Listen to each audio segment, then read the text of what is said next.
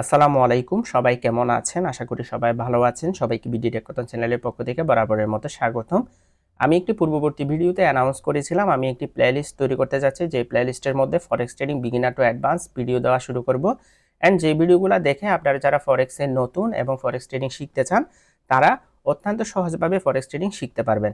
কারণ আমি ফরেক্স ট্রেডিংটা এমনভাবে আপনাদের সামনে এক্সপ্লেইন করব যাতে আপনারা বাস্তব জীবনে যে ব্যবসা, সেই ব্যবসার সাথে, সেই বিজনেসের সাথে আপনারা ফরেক্সকে রিলেট করতে পারেন।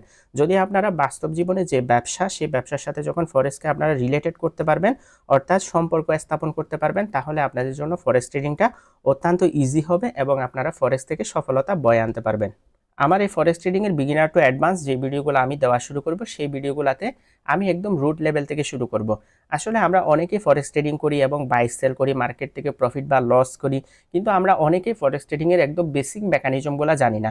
আসলে ফরেক্স ট্রেডিংয়ে বাই সেল কীভাবে হয়, আসলে এগুলা ব্রোকারের সাথে আসলে কার সাথে সম্পর্ক, আমরা কোথায় ট্রেড করতেছি, আমরা কি কিনতেছি বা কি সেল করতেছি, এগুলো আমরা অনেকেই জানি না। এবং অনেকে ফরেক্স শব্দটাকেও ভালোভাবে এক্সপ্লেন করতে পারে না।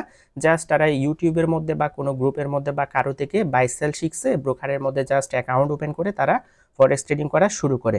অ্যান্ড এর ফলাফল হয় কি? এর ফলাফল হয় তারা ফরেক্সটাকে বিজনেসের মতো করে মনে করতে পারে না। তো আমরা যখন ফরেক্সটাকে বিজনেসের সাথে রিলেট করতে পারবো না, অর্থাৎ আমরা ফরেক্সের যে মেকানিজম অরিজিনাল, সেই মেকানিজমটা যখন বুঝতে পারবো না, তখন ফরেক্সের মধ্যে আমরা গেমলিং করা শুরু করি।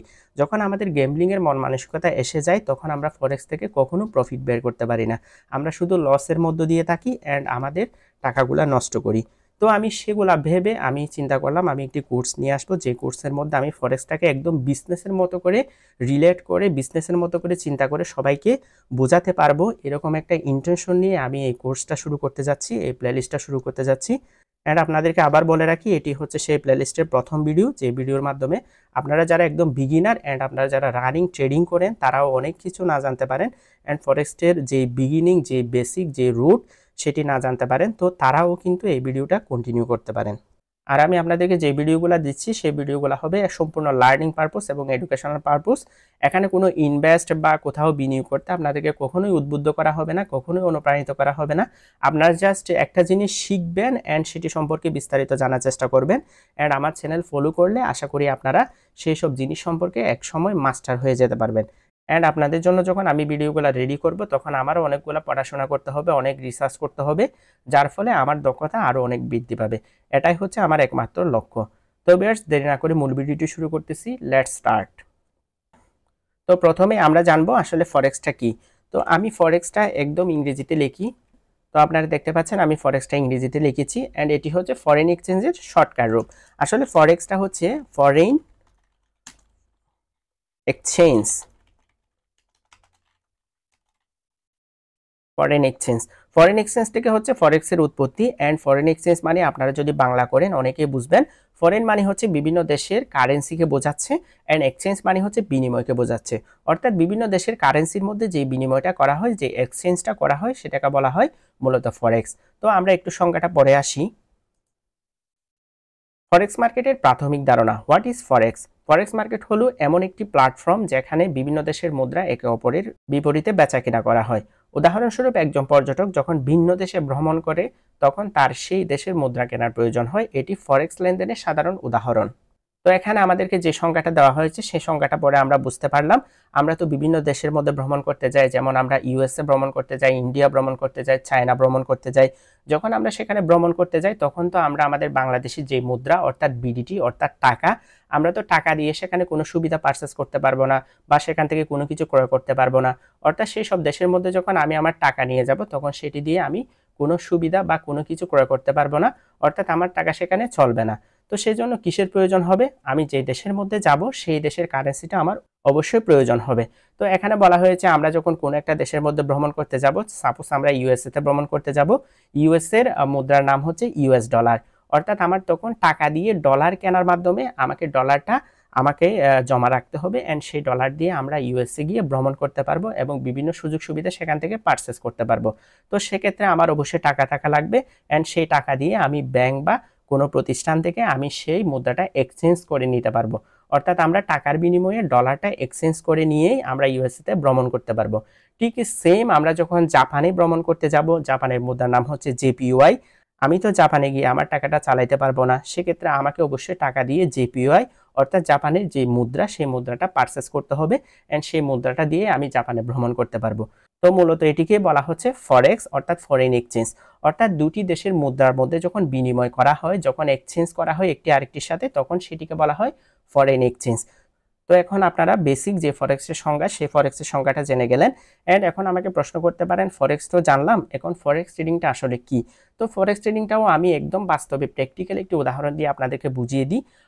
তো সাপোজ ধরেন আমি এখন বাংলাদেশের মধ্যে আছি, অ্যান্ড আমি বাংলাদেশ থেকে আমি একদম পার্শ্ববর্তী রাষ্ট্র আমাদের ইন্ডিয়া দিয়ে বুঝিয়ে দিই।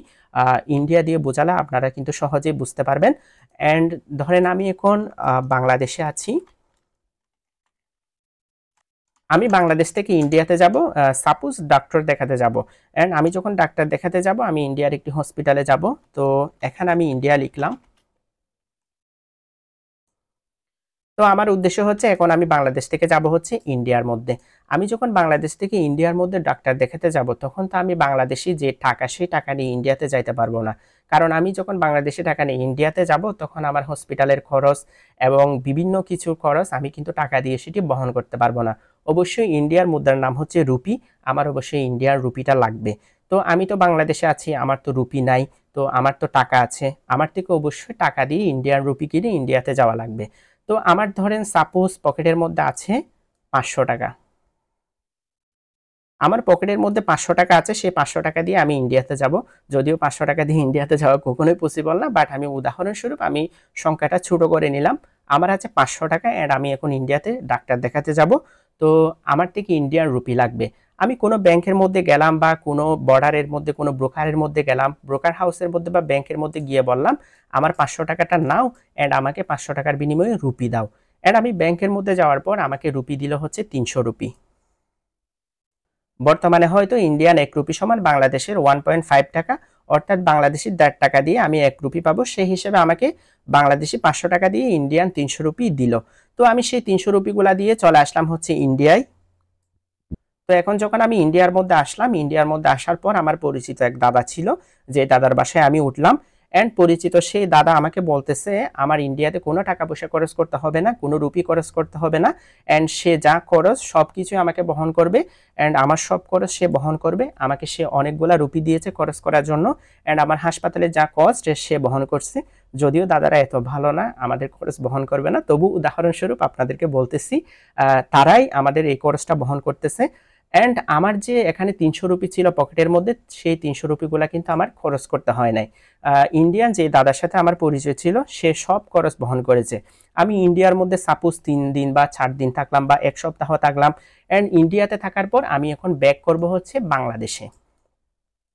এখন যখন আমি বাংলাদেশে ব্যাক করব, এখন তো আমার পকেটের মধ্যে ছিল 300 রুপি, যে 300 রুপিগুলো আমার খরচ করতে হয় নাই, যেহেতু আমার খরচগুলো দাদা বহন করেছে।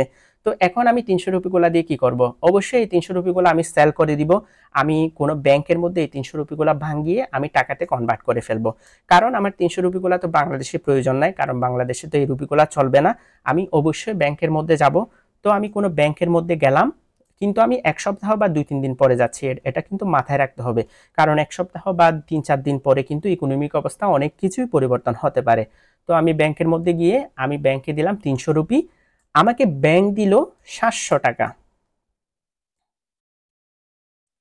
অর্থাৎ আমি ব্যাংকে 300 টাকাগুলা ব্যাক দিলাম, এটা অবশ্যই ব্যাক দিচ্ছি বললে ভুল হবে, আমার কাছে 300 রুপি ছিল, সেই 300 রুপিগুলা ভাঙাতে গেলাম, অ্যান্ড আমি 300 রুপিগুলা সেল দিলাম।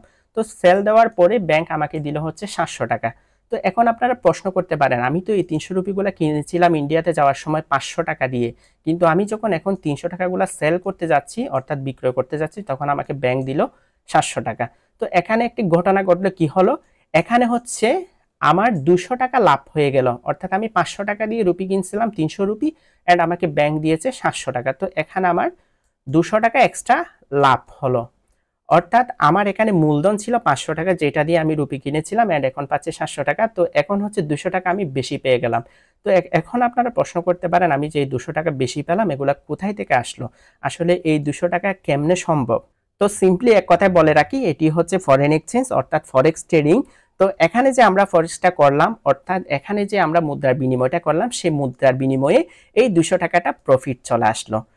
তো এটি আসার পেছনে অনেক কারণ থাকতে পারে, যে কারণগুলো আপনাদেরকে আমি সংক্ষেপে বলে দিই।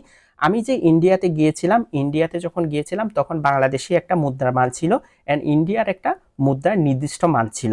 অ্যান্ড আমি যখন ইন্ডিয়াতে ছিলাম তখন ইন্ডিয়াতে অবস্থানরত অবস্থায় বাংলাদেশি ইকোনমিক কন্ডিশন অনেক বেশি খারাপ হয়ে গিয়েছে। সাপোজ ছাত্র আন্দোলন চলেছে, বিভিন্ন ধর্মঘট চলেছে এবং বিভিন্ন কিছুর কারণে বাংলাদেশি টাকার মান অনেক বেশি কমে গিয়েছে। এবং অন্যদিকে ইন্ডিয়ার যে কারেন্সি অর্থাৎ রুপির মান অনেক বেশি বেড়ে গিয়েছে।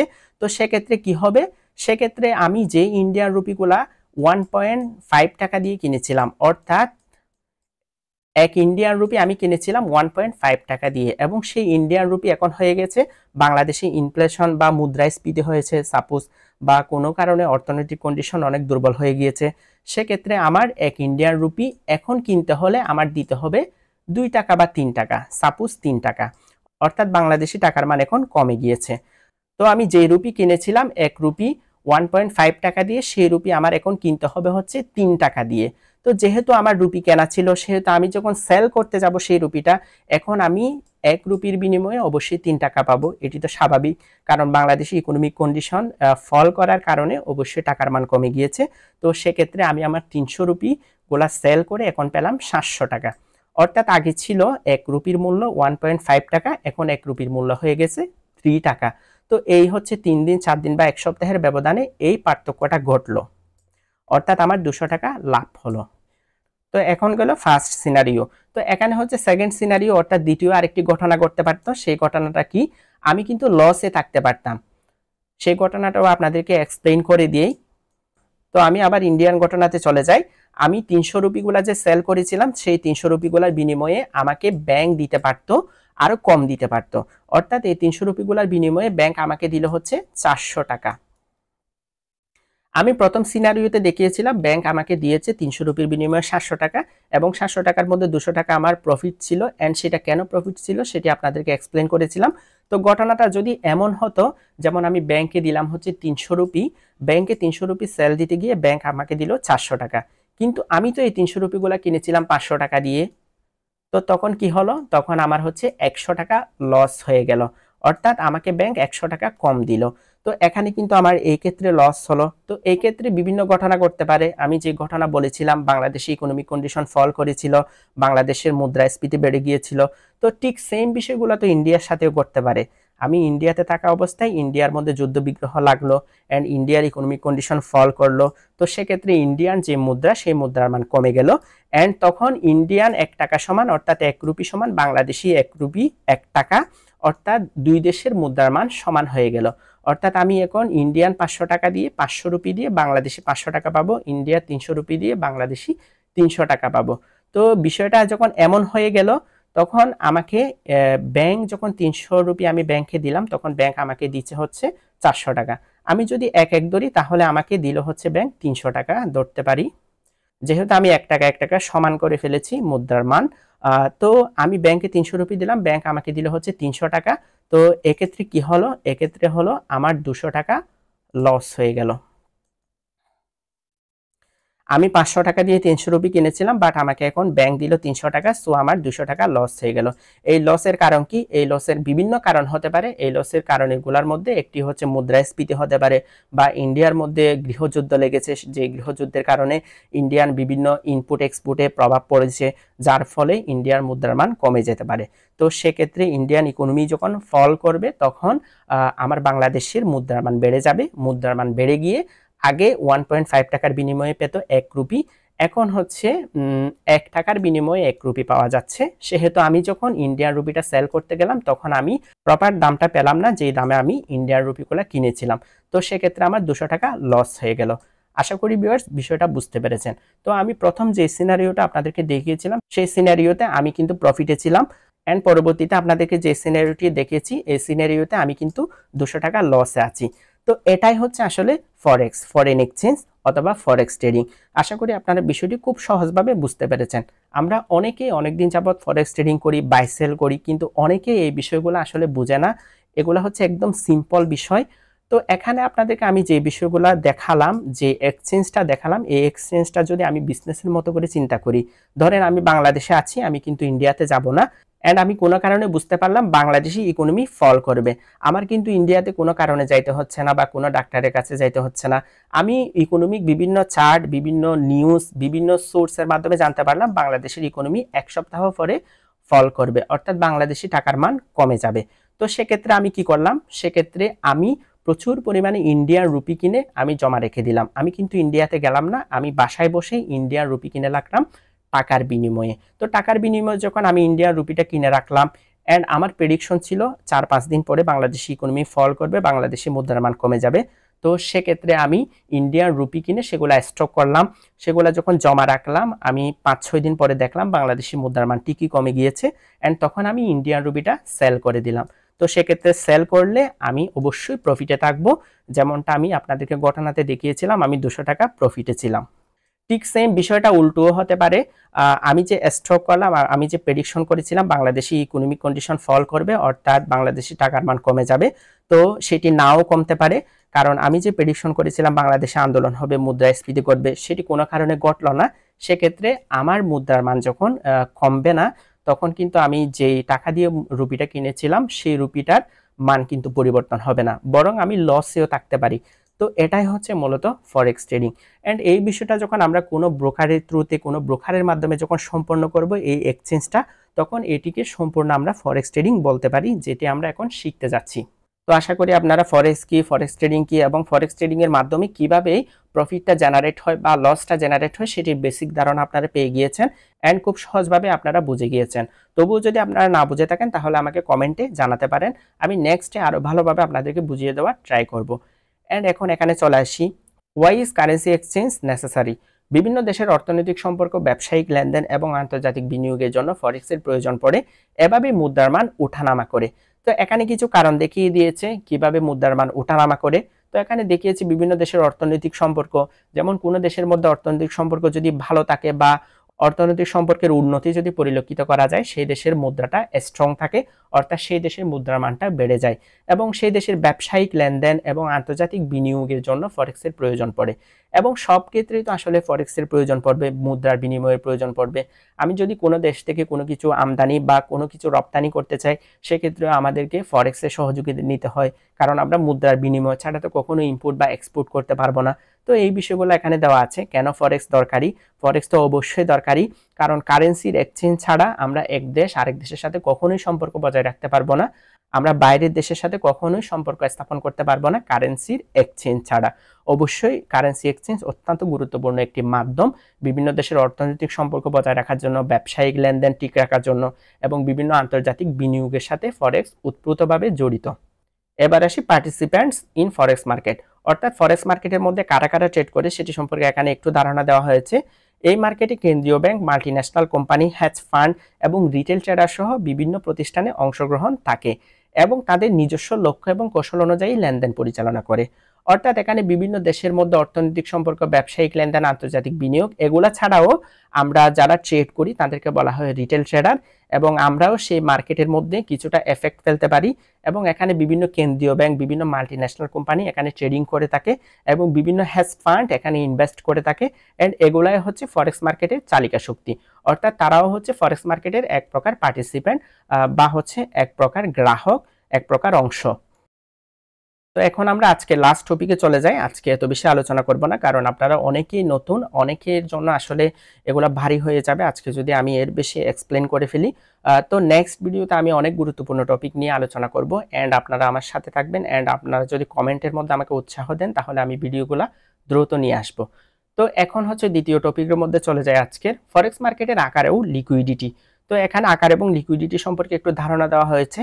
অর্থাৎ আমরা যে ফরেক্স সম্পর্কে জানতে যাচ্ছি, যে মার্কেট সম্পর্কে আমরা পরিচয় হতে যাচ্ছি, সেই মার্কেটটা আসলে কত বড়, এটি আমাদের মনে প্রশ্ন থাকে, তো সেটিও আমাদেরকে অবশ্যই জানা দরকার। তো এখানে বলা হচ্ছে ওয়ার্ল্ডস লার্জেস্ট ফাইন্যান্সিয়াল মার্কেট।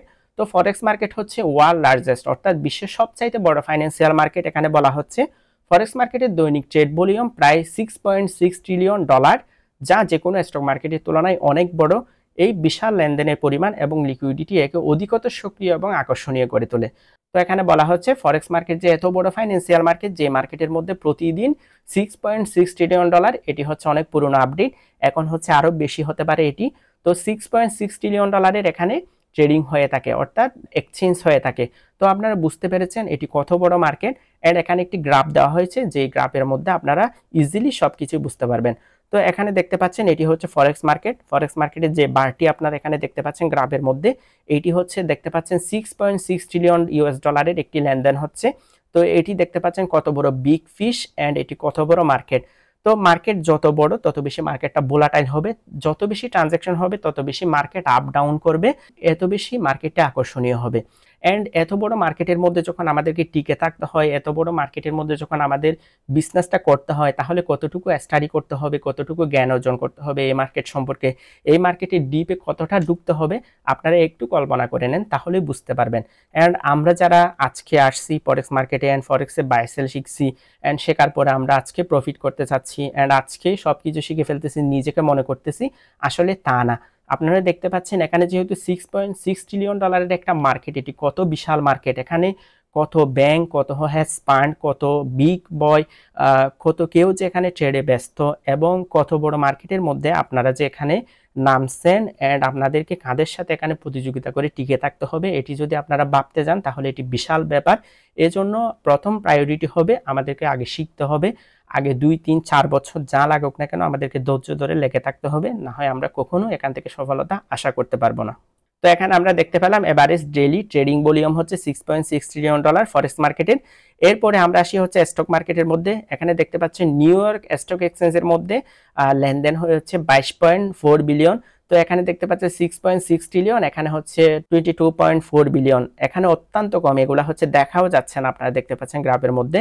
এরপর টোকিও স্টক এক্সচেঞ্জ, এরপর লন্ডন স্টক এক্সচেঞ্জ, এগুলা হচ্ছে $18 বিলিয়ন এবং হচ্ছে 7.2 বিলিয়ন ডলার এগুলাতে ট্রানজ্যাকশন হয়।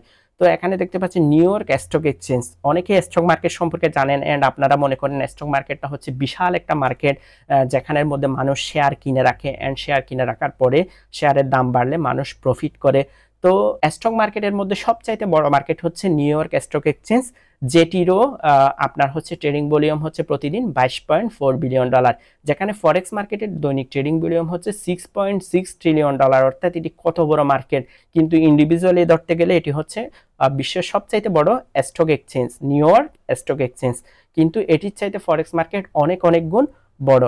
এন্ড আমরা অনেকেই ঢাকা স্টক এক্সচেঞ্জের মধ্যে ট্রেড করি। তো এখন চিন্তা করেন ঢাকা স্টক এক্সচেঞ্জটা কতটা ছোট এবং কতটা নন ভোলাটাইল হতে পারে এবং কতটা বিভিন্ন মানুষ দ্বারা ম্যানিপুলেট হতে পারে এই ঢাকা স্টক এক্সচেঞ্জ, এবং এটি তো এখানে খুঁজেই পাওয়া যাবে না, যেহেতু এখানে ফরেক্স মার্কেটটা দেখতে পাচ্ছেন 6.6 ট্রিলিয়ন।